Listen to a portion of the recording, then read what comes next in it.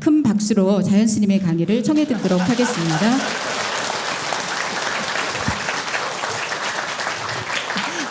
자, 안녕하세요.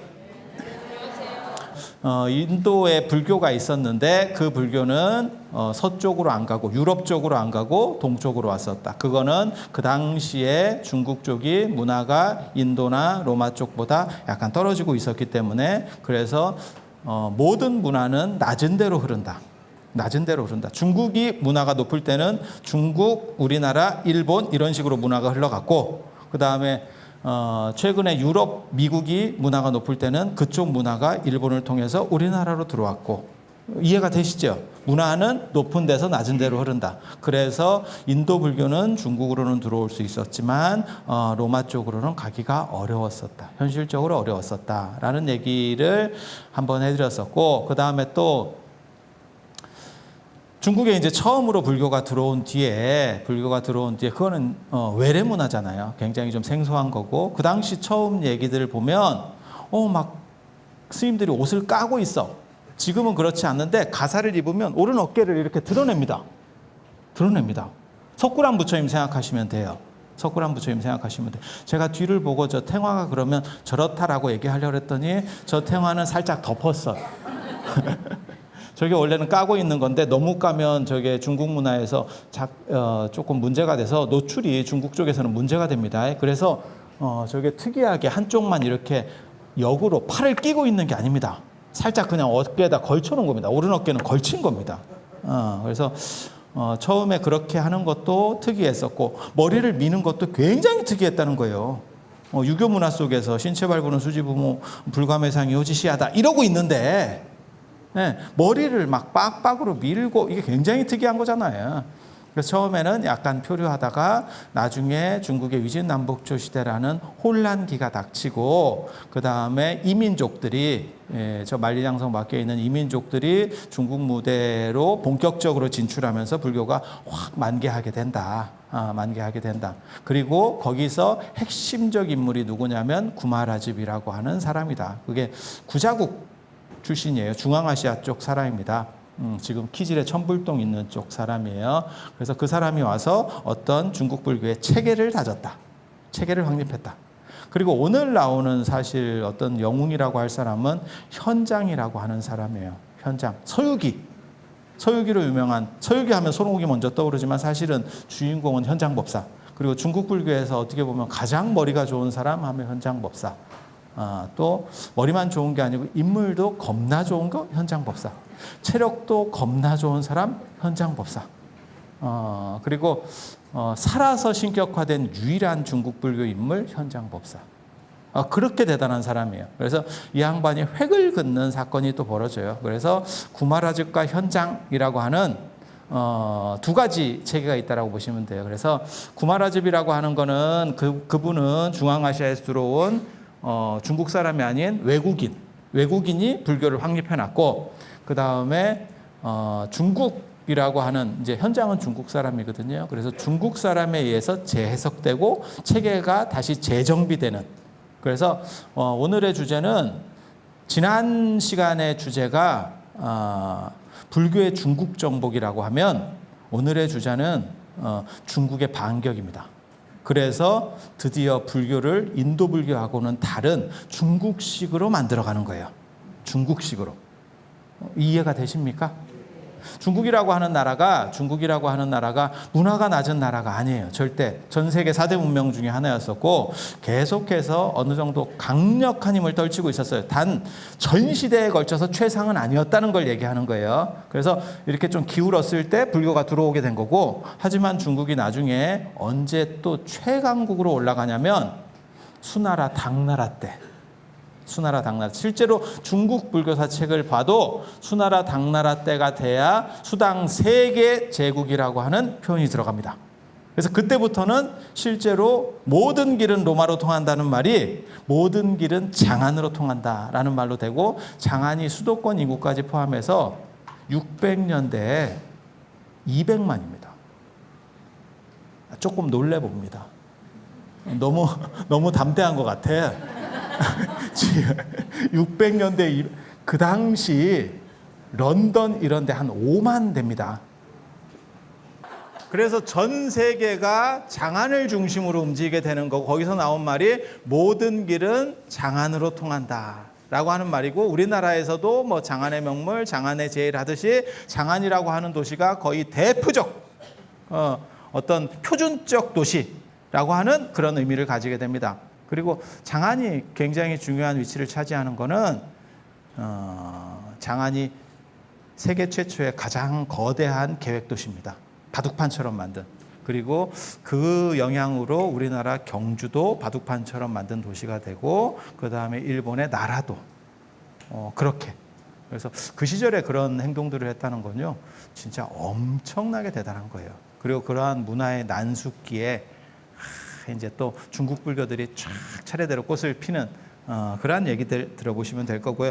혹시 책을 보실 분들이 계시면 254쪽부터 할 겁니다. 254쪽부터 보세요. 그 지난번에 위진남북조 시대 얘기를 했는데,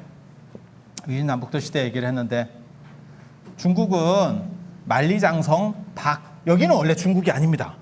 그 다음에 양자강 남쪽, 여기도 제대로 중국이라고 생각을 안 합니다. 중국 사람들이 생각하는 거는 원래는 이 화북입니다. 황하강 중심으로 해서 황하문명 쪽이 중국이에요.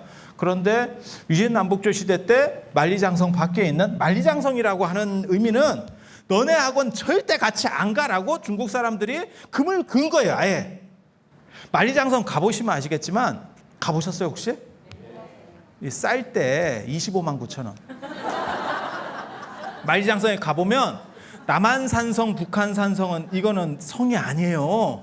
만리장성 진짜 지악스럽게 저걸 어떻게 쌌지라는 생각이 딱 들 정도로 아주 뭐 대단합니다.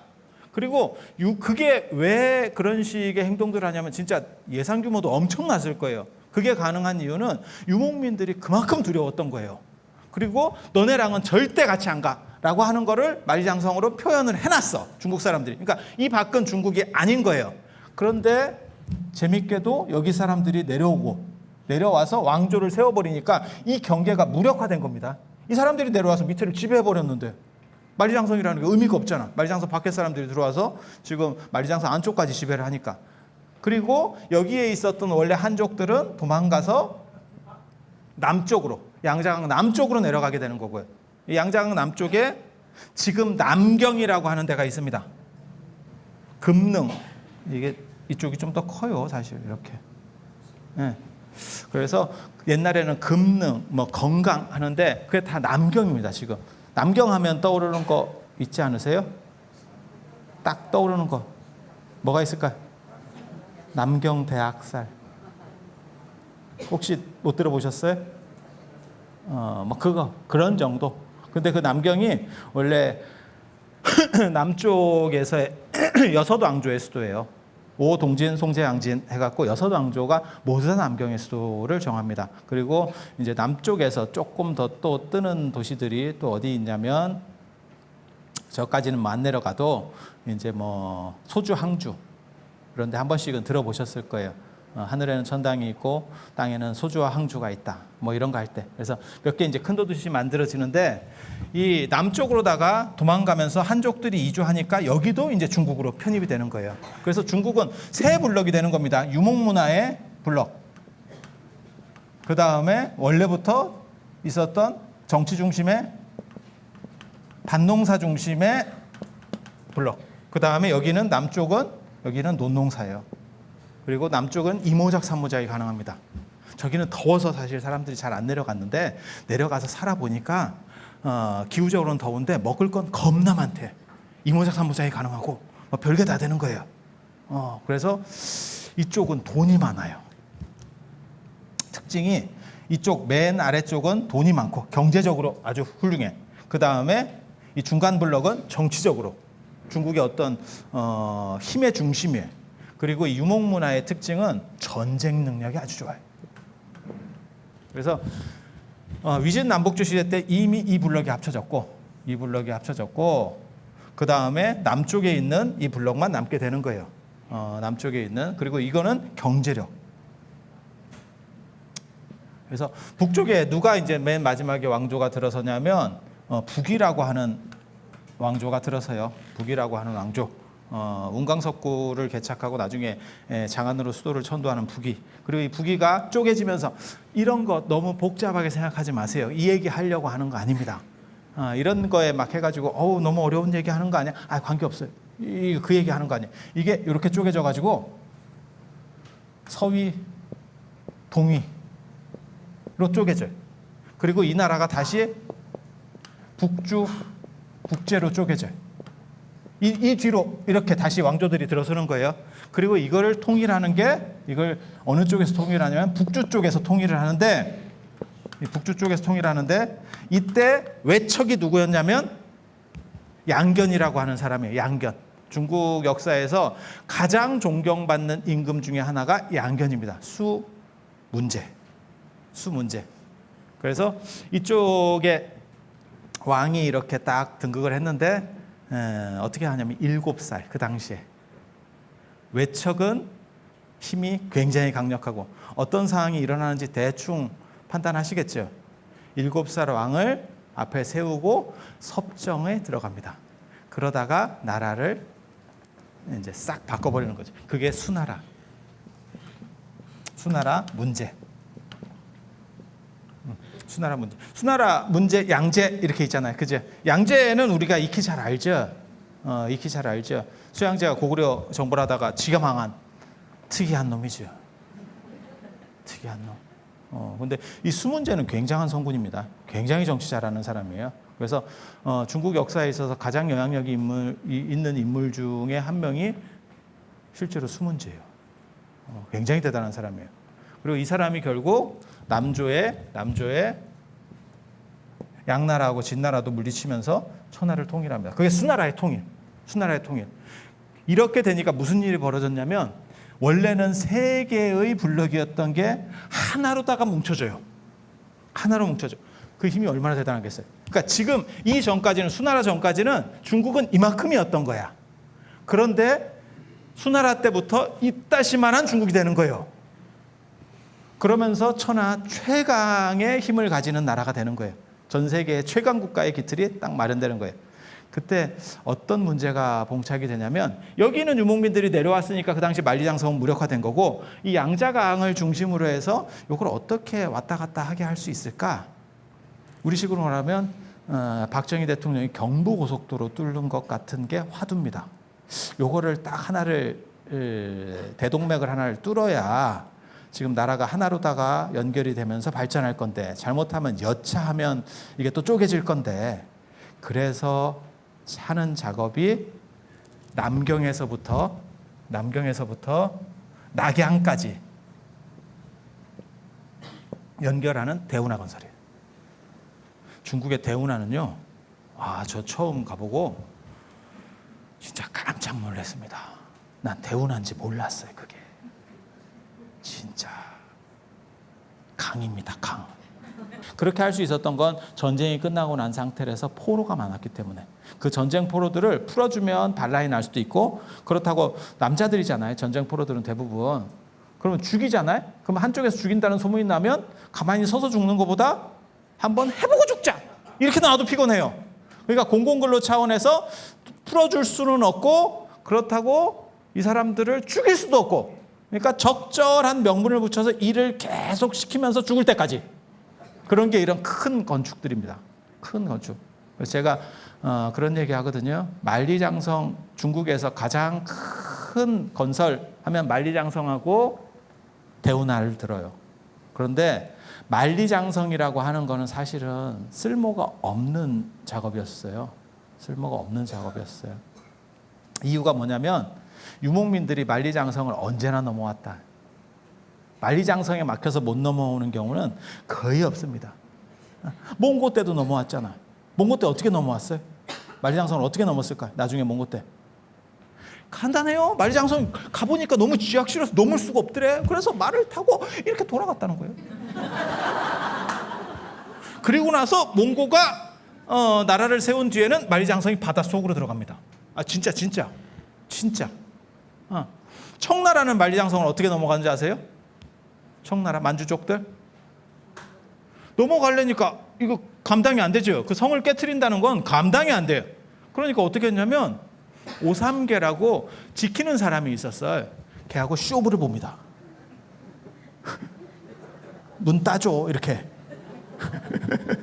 아니 생각을 해봐. 만리장성이 그렇게 긴데 그걸 다 그 사람들이 안 딸 것 같아? 이렇게 쇼부 보면 누군가는 딸 것 같지 않아요? 그게 성 깨는 것보다 훨씬 쉬울 것 같지 않아요? 한번 생각을 해보세요.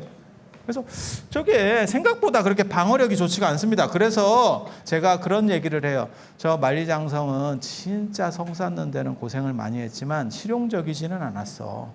그런데도 아이러니하게 오늘날 중국을 상징하는 대표적인 어떤 건축물, 프랑스 하면 파리가 에펠탑이 떠오르듯이 중국 하면 만리장성, 그죠? 그리고 더 아이러니한 거는 그 건축비를 전 세계인들에게 입장료를 받아서 뽑아내고 있어. 참 신기하다, 진짜. 참 신기해. 그러면서 뭐라고 사기를 치냐면 달에서도 보인다. 안 보입니다. 안 보입니다. 근데 그런 사기 아마 한두 번씩 다 들어보셨을 거예요. 뭐 달에서도 보이는 유일한 인류의 건축물, 그죠? 만리장성. 거짓말. 거짓말. 그래서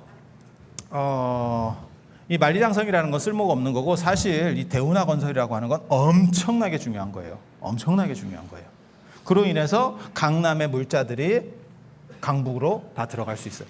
왜 장안까지 연결을 못 시켰냐면 낙양에서 장안으로 들어가는 저 황하의 물줄기 중에 지주지염이라고 암초가 큰 게 있어요. 물속에. 근데 그 암초를 그 당시로서는 파괴할 수가 없어요. 지금은 중국 정부에서 파괴했어요. 깨트렸어요. 근데 화약이 없을 때는 그걸 어떻게 깰 방법이 없었어요. 그래서 낙양까지 수로를 연결하고 낙양에서는 사람이 수레로다가 해서 장안까지 끌고 가는 겁니다. 그 당시에. 그래서 만약에 대운하가 건설이 안 됐으면 저는 중국이 쪼개졌을 거라는 생각을 해요. 그래서 하나의 중국이다라고 하는 어떤 개념들이 만들어지는 거예요. 그전에는 하나의 중국이라는 생각을 안 해요. 하나의 중국이라는 생각을 안 해요. 그렇게 해서 수나라가 들어서는데 이 수나라가 참 잘했는데 나라가 금방 망합니다. 망하는 이유는 뭘까요? 수양제 때문에 수양제가 이제 무리하게 고구려를 공격하고 뭐 그런 것도 원인이지만 실제로 모든 역사의 주기는 똑같이 움직입니다. 나라가 많이 찢어져 있을 때 그거를 춘추 전국시대라고 해요. 그때 그걸 누가 통일하냐면 진시황의 진나라가 통일해요. 진시황의 진나라가 불과 몇십 년 못 가고 나라가 깨져버립니다. 그리고 나서 들어서는 나라가 한나라. 여기도 똑같아요. 수나라가 위진남북조 시대에 300년 이상을 통일을 했어. 쪼개져 있던 걸 다 통일을 했어. 그런데 그게 또 몇십 년 못 가고 당나라. 이렇게 되는 이유는 제가 책에서 그런 걸 밝혀놨는데 되게 재밌어요. 되게 재밌어. 가르쳐 줄 것 같아? 그냥 간략하게만 말씀드리면 나라가 많이 쪼개져 있잖아요. 그러면 상인들이 국경을 통과할 때마다 계속 세금을 내야 돼. 관세를.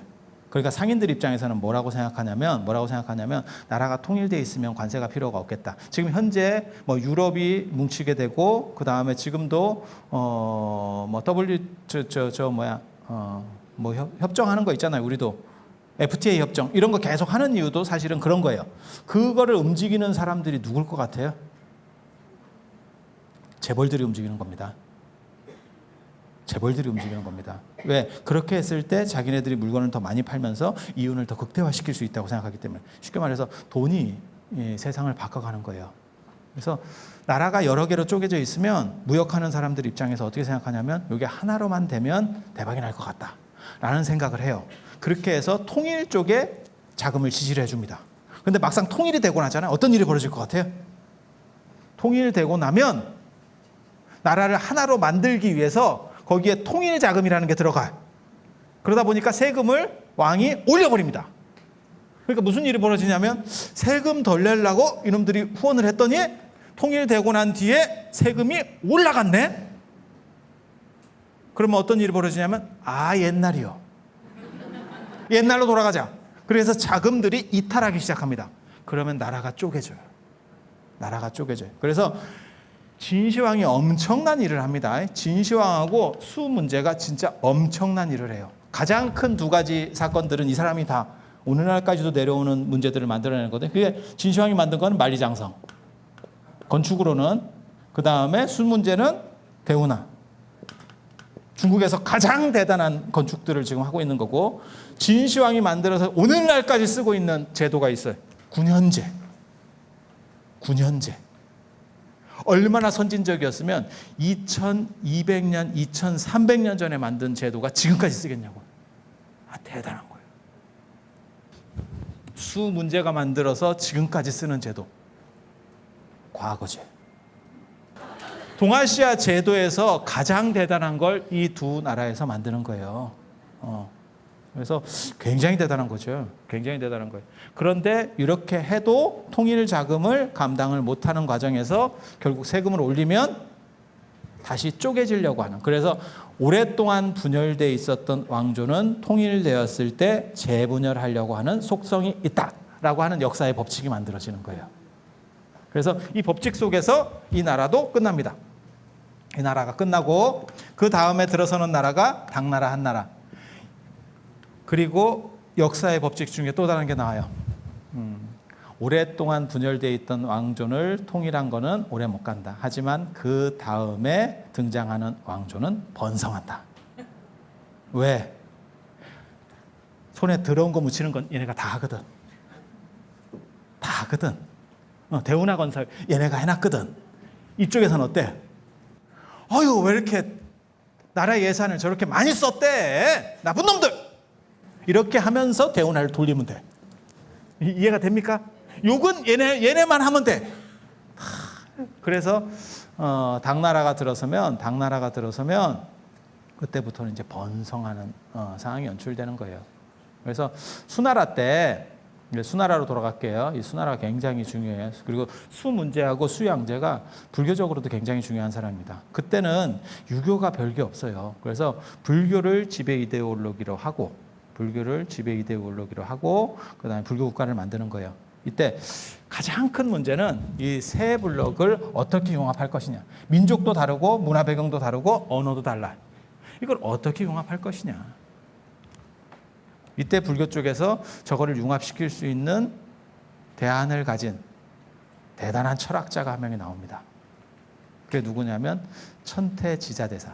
천태종의 시조인 천태지자대사. 그래서 그 어른이 말씀하시는 게 회삼귀일 세 가지가 하나로 돌아간다.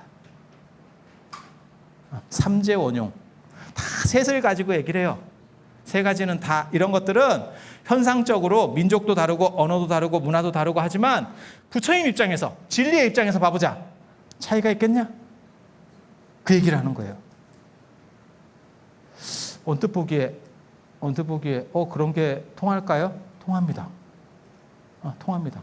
실제로 우리가 그 고구려 백제 신라 있잖아요. 삼국이 통일하고 나서도 왜 불국사를 짓냐면 서로 민족도 달라요. 지금 우리가 볼 때는 무슨 우리는 한민족이고 어쩌고 얘기를 하지만 실제로는 백제 사람이 신라 사람하고 같은 민족이다. 신라 사람도 벌쩍 뜁니다. 그건 말 같지도 않은 소리예요. 어디 백제 사람이나 고구려 사람하고 한민족이래. 이렇게 우리가 이긴 지배민족이지. 그렇지 않아요? 그 당시에는 그랬던 거예요. 그런데 통일하고 나서 한 100년 정도 지나니까 그런 식으로 되니까 너무 사회적으로 갈등 양상이 빚어지는 거예요. 이걸 어떻게 섞어야 되지? 그래서 만들어내는 게 불국사라고 하는 건축이에요. 부처님 나라 안에서는 백제 사람도 없고 고구려 사람도 없고 신라 사람도 없어. 김유신은 옳고 계백은 잘못된 거야. 하지만 부처님 나라 안에서는 계백도 옳을 수 있고 김유신도 옳을 수 있어. 이해가 됩니까? 그렇게 해서 통합이라고 하는 통합의 리더십을 발휘해요. 그러니까 신라가 번성하는 겁니다. 통일신라가. 아시는지 모르겠는데 우리나라 전 역사를 통틀어서 통일신라가 가장 대단한 황금기였습니다. 그 당시 경주가 인구가 100만이었고 지금보다 더 잘 살 때예요. 그 경주가 인구가 100만이 아니라 전 세계 10대 도시예요. 그래서 중국에서도 똑같은 화두에 봉착한 거예요. 이 세 부분, 세 블럭을 어떻게 융합할 것이냐. 그래서 그것을 하나로 융합시키는 대안으로서 나오는 게 천태종. 천태종.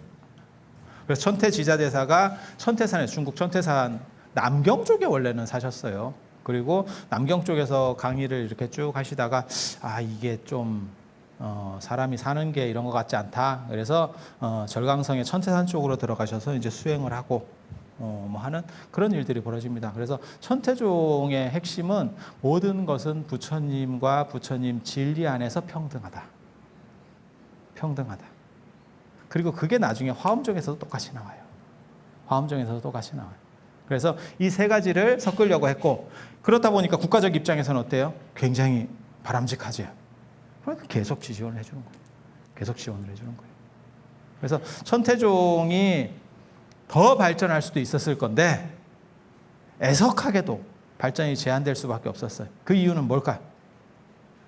수나라가 망하니까. 수나라가 줄을 잘못 썼지. 저렇게 빨리 망할지 몰랐지. 그런데 천태종을 만든 천태지자대사는 아무 문제가 없어요. 왜 그럴까요? 왜 아무 문제가 없을까? 나라가 보통 망했으면 그걸 협조했었던 그쪽 스님 입장에서도 좀 문제가 생기는 거 아니에요? 그죠? 같이 갔잖아. 궤도를 같이 갔잖아요. 그러니까 좀 문제가 되는 거 아니에요? 천태대사는 왜 아무 문제가 없었을까요? 나라 망하기 전에 죽었어요.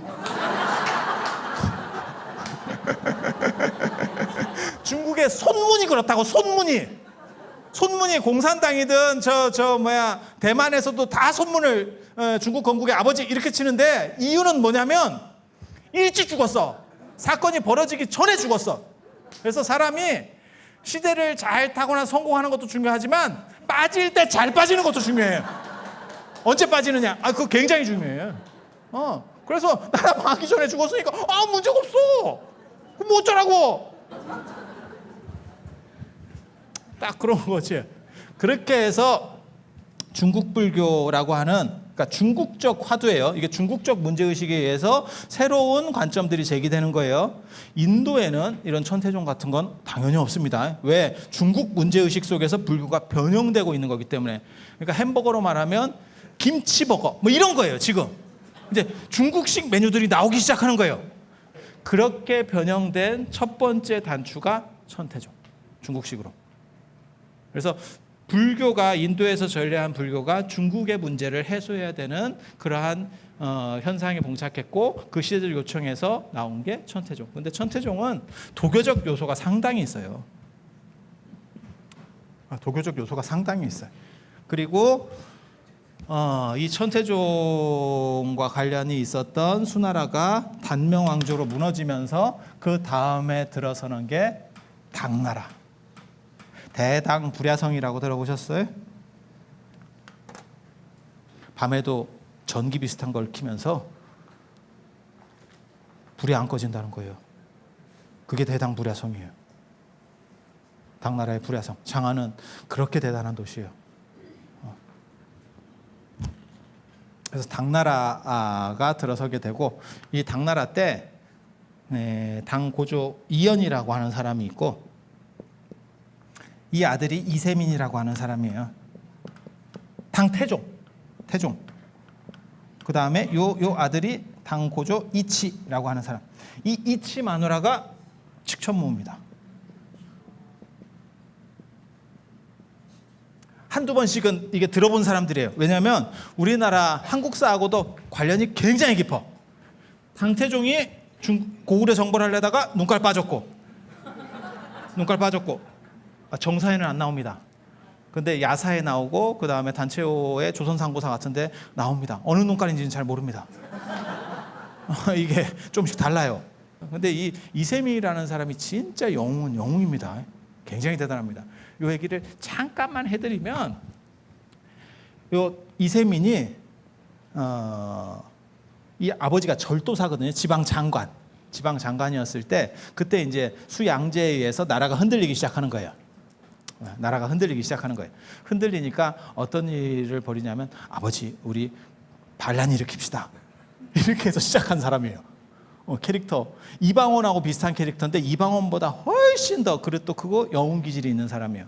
그래서 아버지를 들쑤셔서 반란을 일으켜. 그래가지고 자기가 다 했어. 다 해서 아버지를 황제로 만들어줬네? 그랬더니 아버지가 누구를 태자로 임명을 했냐면 첫째 아들 이건성이라는 사람을 태자로 임명했어. 마음에 안 들어. 내가 다 했는데 뭐 이런 게 다 있어. 어떻게 했는지 아세요? 북쪽문에 매복을 해서 친히 화살을 날려서 자기 형을 죽여요. 왕궁의 북쪽문에 그 현무문의 변이라고 그래서 좌청룡 우백호 남주작 북현무, 그래서 북쪽문을 현무문이라고 그랬어요. 그래서 태자가 이렇게 들어오는데 그걸 쏴가지고 조져버렸다는 거예요. 그리고 나서 아버지 그만하시죠. 이렇게 해서 아버지 밀고 자기가 황제가 돼요. 정치는 잘합니다. 진짜. 정관의치라고 당나라가 이렇게 올라오는 캐릭터들이 원래 정치 잘해요. 이유가 뭘까요? 정통이 아니기 때문에 조금만 내가 잘못하면 어떤 놈이 반란을 일으켜요. 저놈은 정통왕이 아니다. 이렇게 얘기한다고. 그러니까 정치를 잘하지요. 그리고 이 양반은 원래부터 이게 장군 출신인데 뭐 원래부터 영웅호걸 이런 출신이에요. 그래서 지략도 뛰어나고. 그렇게 해서 정치를 잘해요. 그걸 정관의치라고 하는 거예요. 정관연관에 한다 그래서 정관의치. 그때가 중국에서 3번 정치 잘할 때가 있다는 거예요. 중국 전 역사를 통틀어서. 그게 아까 있었던 한나라 때 문제경제, 문경지치라고 하는 거고, 그 다음에 2번째가 이 정관의치. 그 정관정효라고 하는 글에 보면 재밌는 얘기가 있어요. 어떻게 정치를 했는지를 알 수 있는 참 진짜. 백성은 물과 같대. 그리고 우리는 그 물 위에 있는 배하고 마찬가지래. 그래서 보통 때는 물 위에 있으니까 군림하는 것 같지만 물이 한번 뒤집어지면 배가 아작이 난대. 그러니까 잘 밑에 있을 때 그걸 잘 처리를 해야 된대. 근데 그런 정신을 가진다는 게 생각보다 어려워요. 왕조국가에서. 왕조국가에서 굉장히 어려운 얘기입니다. 그래서 그렇게 정치를 잘 하는 게 이세민. 그 다음에 또 나중에 청나라에 가면 강건성세라고 있어요. 강희하고 걸륭제 때. 강희 걸륭제 때. 그래서 강건성세. 그때 막 러시아도 깨고 막 지금 오늘날 중국 영토가 그때 확립됐다라고 보시면 돼요. 그러니까 티베트가 막 자꾸 독립시켜달라고 찡짜를 부리지만 그때 다 편입되는 겁니다. 그래서 뭐 별로 할 말도 없어요. 따져보면 별로 할 말도 없어요. 그리고 이 중국이라고 하는 나라가 굉장히 특이한 문화적인 코드를 가지고 있어요. 보통은 이민족에 의해서 정복되는 게 아니라 로마나 이런 것도 마찬가지입니다. 이민족을 정복하는 거죠. 근데 중국은 문명의 용광로라고 하는 거예요. 문화의 용광로라고 하는 거고. 주변 나라가 중국을 정복하잖아요. 정복하면 중국에 편입된다. 좀 희한하다. 중국 주변 국가 중에서 중국을 직접 지배해보지 못한 나라, 우리나라. 그래서 우리나라만 독립국으로 남아있는 거예요. 굉장히 재밌어요. 몽고 들어갔지? 몽고가 중국화됐어. 티벳도 중국을 점령했었어요. 전체는 아니지만 일부를 점령했었어요. 만주족 점령했었어요. 금나라 점령했었어요. 요나라 점령했었어요. 싹 중국화되는 거예요. 그래서 아주 특이합니다. 중국은 정복해서 땅을 넓히는 게 아니고 정복당해서 땅을 넓혀요. 굉장히 그게 왜 그러냐면 문화적으로 주변 국가들보다 높기 때문에 문화적으로 섞이면서 자기 색깔이 없어져 버리는 겁니다. 그런 데서 불교가 살아남았다는 건 굉장히 대단한 거예요. 굉장히 대단한 거예요. 그리고 그러한 흐름들 때문에 불교가 중국화되는 거예요. 그래서 중국 불교하고 인도 불교는 완전히 다르다고 생각하시면 돼요. 완전히 다르다고 생각하시면 돼요. 봐봐. 우리도 제가 전에 신문에 글 쓸 때도 그런 거 썼었어요. 인도가 여름에는 40도에서 55도까지 올라가요. 이런 건 지금 기온도 아닙니다. 그런데 부처님이 거기서 어떤 옷을 입으셨을 것 같아요? 제가 무슨 얘기했냐면 인도에는 하복밖에 없는데 우리는 하복이 없다. 땀이 삐질삐질 납니다. 이거 입었지? 속에 또 볼래? 또 입었지? 이게 도대체 뭐 하는 거요? 진짜 신기하지 않아요? 40도 55도 되는데 이런 거 입고 다니겠어?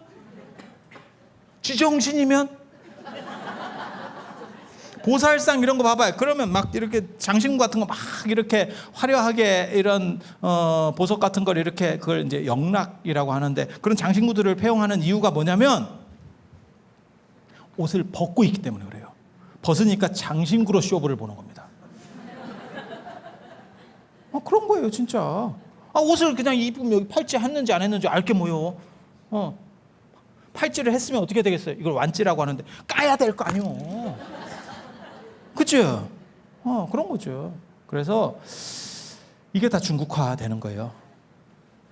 그래서 제가 농담 삼아 그렇게 얘기하거든요. 불교 인도에서부터 들어와서 오늘날까지 유지되는 불교 전통 딱 한 가지다. 빡. 나머지는 전부 변형되는 문화예요. 그러니까 가사도 그렇고 쉽게 말해서 바루도 그렇고 바루도 인도는 1개, 우리는 4개. 뭐 이런 식으로 다 조금씩 바뀌어갑니다. 그 환경에 맞춰서. 그래서 이러한 것들이 언제 제일 많이 일어나냐면 당나라 때.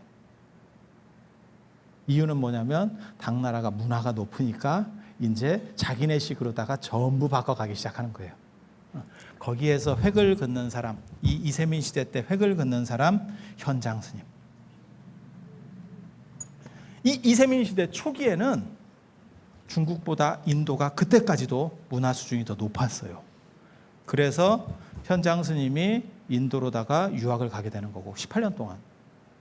그 양반 진짜 대단한 사람입니다. 그 현장 스님 얘기만 가지고도 제가 몇 시간을 할 수 있어요. 그거 언제 있냐면 불교대학 수업 시간에 있어. 불교대학 수업 시간에. 근데 다 할 수가 없어요. 진짜 현장 스님은 뭐 너무너무 대단한 사람이라고 보시면 돼요. 그냥 한 가지만 단적으로 얘기를 해드릴게. 우리가 서유기에서 너무 바보 취급을 현장 스님을 하는 바람에 사람들이 이상하게 생각하는데 그리고 한 가지 그냥 상식적인 거 말씀드리면 손오공, 서유기, 저팔계 이런 거 있잖아요. 손오공, 저팔계, 사오정 다 실존 인물입니다. 현장 스님이 제자로 받은 우전 지방에서 제자로 받은 사람들이에요. 실존 인물들이에요, 다. 그래서 깨달을 오자 돌림으로 해서 본명이 손오공, 저팔계가 아니고 저오능, 깨달은 오자 돌림이에요. 사오정, 그 다음에 오해 이렇게 하고 4명의 제자들이 있었어요, 실제로. 4명의 제자들이 이렇게 같이 따라갔었고 손오공은 인도 가기 전에 죽습니다. 사이는 동사, 히말라야를 넘어가면서 동사. 더운 지역 사람이다 보니까 추위에 더 못 견뎠던 거예요. 그래서 그런 사연들이 있어요. 근데 현장 스님 얘기 한 가지만 해드릴게요. 한 가지만. 현장 스님이 얼마나 대단한 사람이냐면 인도에 이제 불교 공부하러 20대 중반에 벌써 중국 전체에 선생이 없습니다. 배울 만한 사람이 아무도 없어. 그래서 인도를 가야겠다 이런 생각을 해서 인도에 나란다 대학이라고 있어요. 유적 크기가 얼마냐면 지름이 8km, 10km요. 지름이 둘레가 아니고 승려가 10,000명. 한양 사대문만 하다고 생각하면 돼요. 그거보다 더 넓어요. 지금 사대문이 지름으로 보면 그렇게 안 넓어요. 거기 가서 이 양반이 1등하고 나중에 인도 전체에서도 1등을 합니다. 그때 진기한 이야기가 있어. 이거는 너무 진기해. 이거 진기해서 막 너무 아까워서 말이 나왔다 들어갔다 하는데 아까워서 말을 못 해주겠어.